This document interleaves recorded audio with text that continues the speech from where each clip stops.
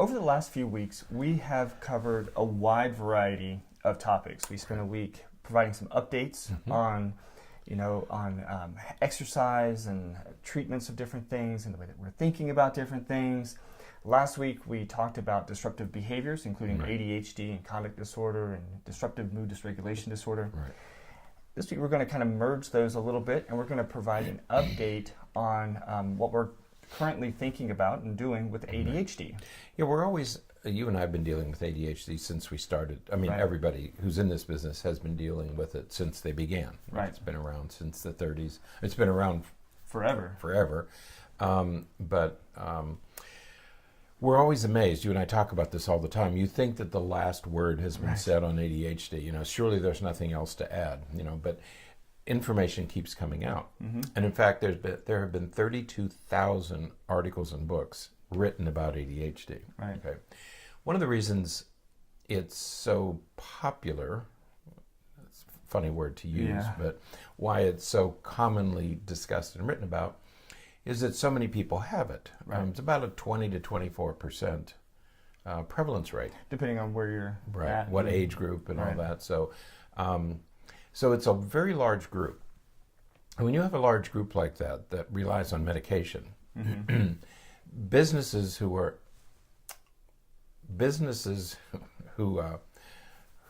stock in trade is the development of medications, are rubbing their hands together because this is such a large market. Right. I mean, if you're in the drug business, you're going to build drugs.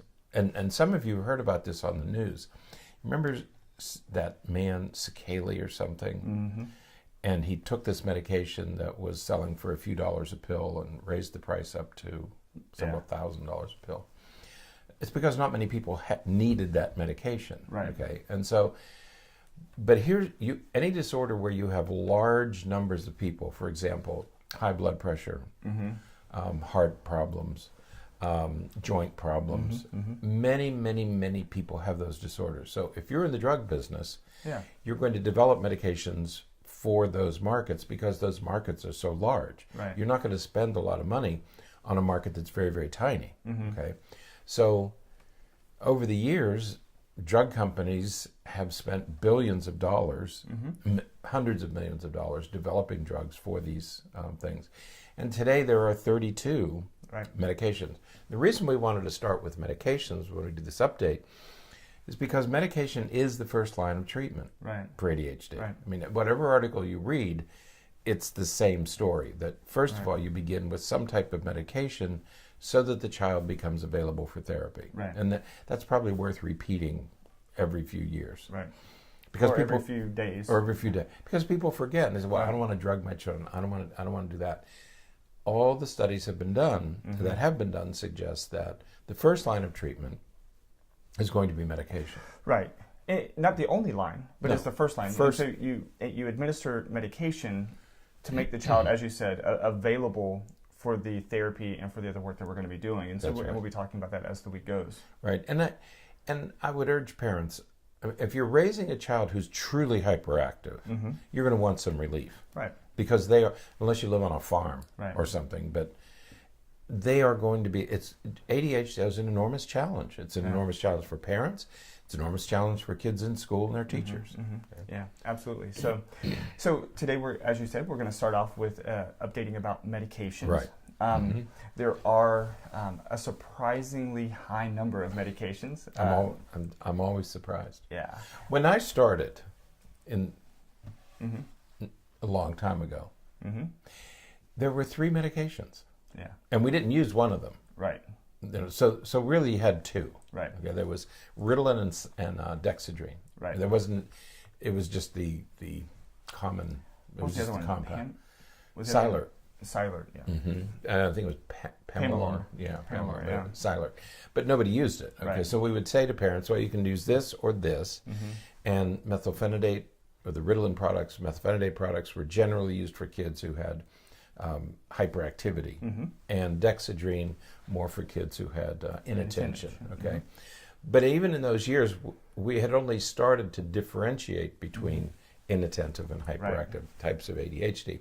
So we would say to parents, well, there's 3 medications. You can take your pick. You know, we use these two in this country. I think Pamela was more commonly used in the United Kingdom. Okay. But we had 2 to choose from. That was in 1980. Yeah. And now we have 32. 32. Right? Yeah. That are available. Yeah, and so we have a link to an article that lists all 32. Right. What's great about this list is it includes medications that are used that are FDA approved, as well as 5 that are not FDA approved for ADHD, that are commonly used for ADHD. Right. Yeah, these are drugs that you've heard black box warnings. That we know they weren't developed specifically to use with ADHD, but they have some therapeutic effects. Right. So you're allowed to use them. Right. Okay. It's like first of all, no drug is ever tested on children. Right. Okay. Would you let your child sign up for a drug study? Right. Okay. Not until it gets past a certain level, certain phase in the development where we know it's safe. But so drugs that have been developed for adults can also be used with children. Right. You're allowed to do that. Yeah. And so drugs that are developed for one disorder, if they seem to work for a second disorder, you can use it with that caution that it wasn't designed for this, but it's effective. Right. So the other thing I like about this table that they provide is it's the date at which it was FDA approved. Right. And of course, our oldest is Ritalin. 1955 was when it was FDA approved. And 1955, that was almost as old as I am, right? Almost. So that's how long these medications. But the reason we mention that is because these medications were first used back in the 30s, but they weren't developed for ADHD. Right. We discovered it accidentally. In 1955, we had the first medication specifically designed, built for kids with ADHD. Right. So these medications have been used now for 60 years. Right. Okay. Yeah. 63 years. They've been around. They've been used a long time on large numbers of children. Right. So it's probably safe to say you don't need to worry about safety or efficacy because it's there.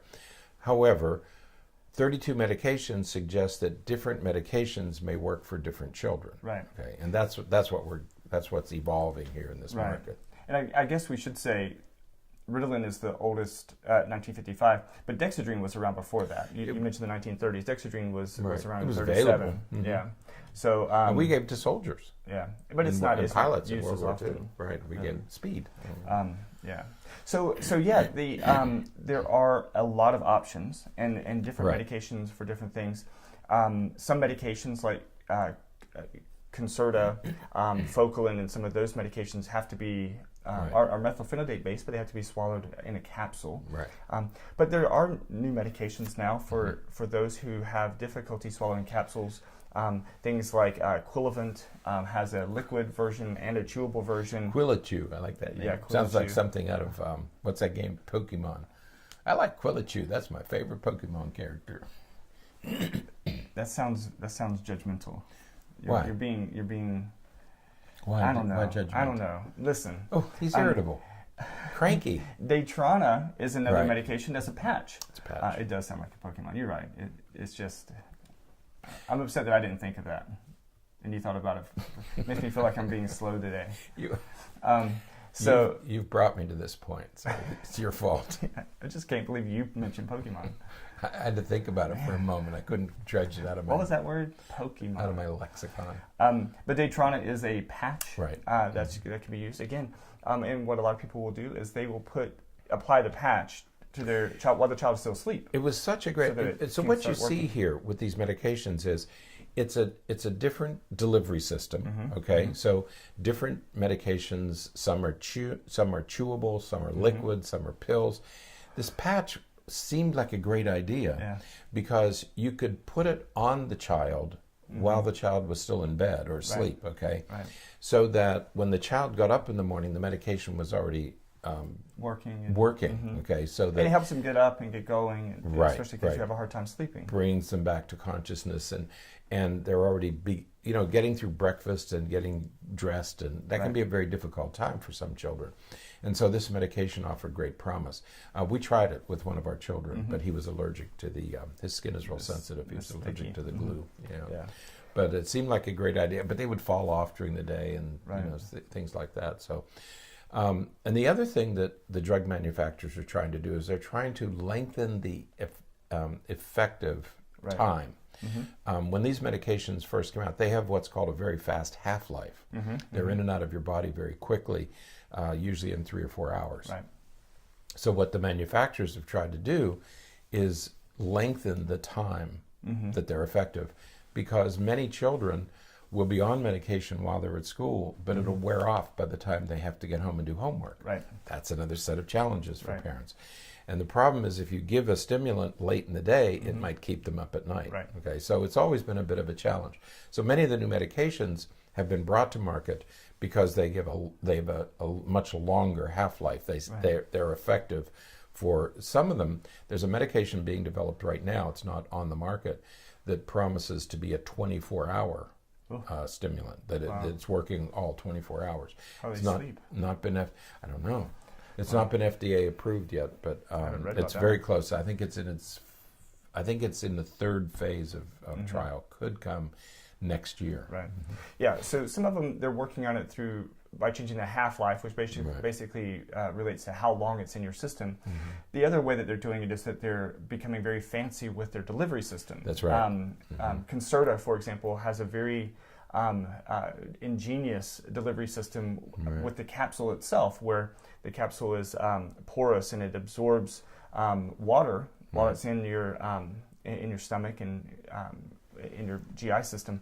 It'll absorb water, and as it absorbs water, there's a mechanism in it that kind of expands, and it will release the medication. It's activated. It'll release the medication through the capsule as it absorbs the water. So it's an ingenious system to make it last up to 10 to 12 hours. That's right. Yeah, and it gives you that longer time period. Right. But again, every kid is going to be different. So you say, well, it's about 12 hours, but that means 8 to 12 or 6 to 12.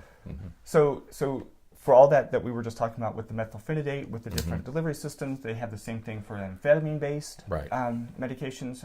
In amphetamine-based, like Adderall and Vyvanse, those are among the most commonly prescribed of these medications. Right. Adderall, according to this table, is the highest most commonly prescribed medication.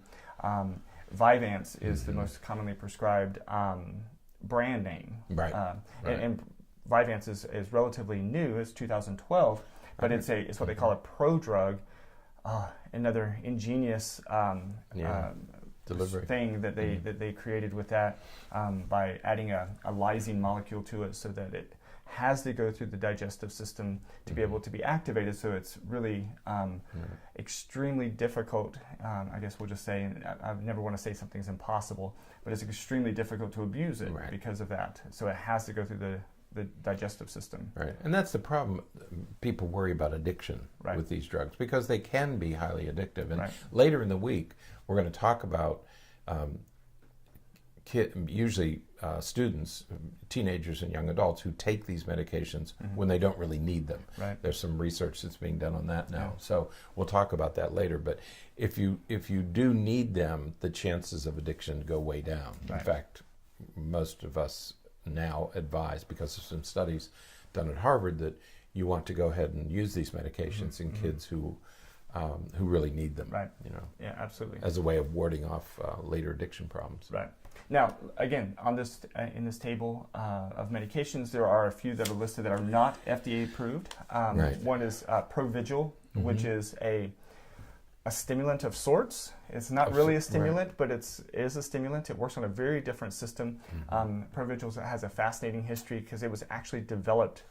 It's like, you want to see that tagline, created by doctors for doctors, because it's a non-amphetamine based stimulant that was created for physicians who have to work, overnight in emergency departments and things like that, to keep them alert and awake without giving them, the jitters and stuff like that that could potentially come from amphetamine-based medications.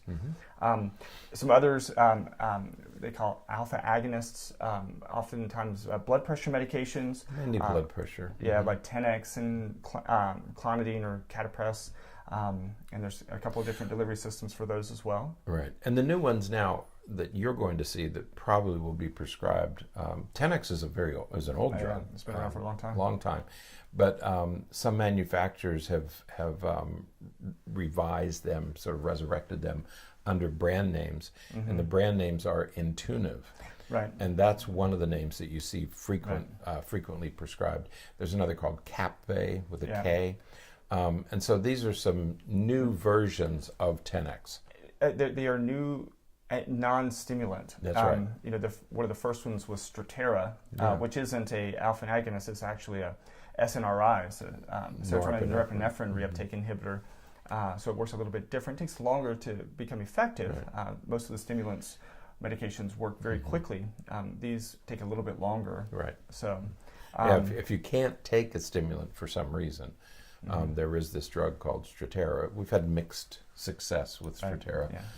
It had great promise. We were really excited about it, but it hasn't been as effective as we had hoped for a lot of kids. So there are some non-stimulant options out there, but they do take a little bit longer to work and all. Yeah, and of these 32 medications, 11 of them, 14 or 13 of them are methylphenidate based, and 11 are dexedrine or amphetamine based.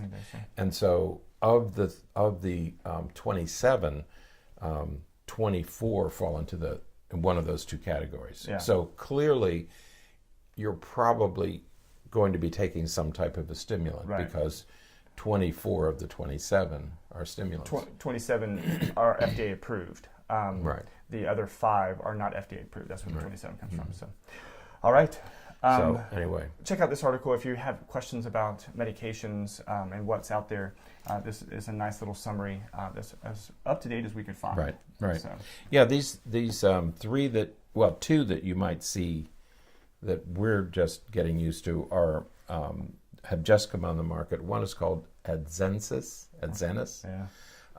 That was developed and came on the market in September. And earlier in the year, just in August, was I think it's called. I've not heard this word said anywhere. Mydayis. It looks like Mydayis. And so that came out in August. That promises to give 16 hours of efficacy. August of 2017. Right, 2017. Right. Not this year. So these came out late last year. So they've been used in 2018. We're still getting used to some of these things.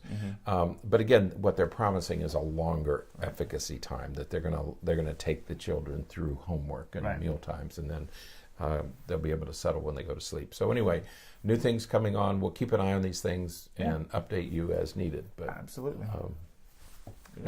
32. That's a lot. That's a lot. So, all right, that's it for today. Until next time, stay happy, stay healthy, and forget to be afraid.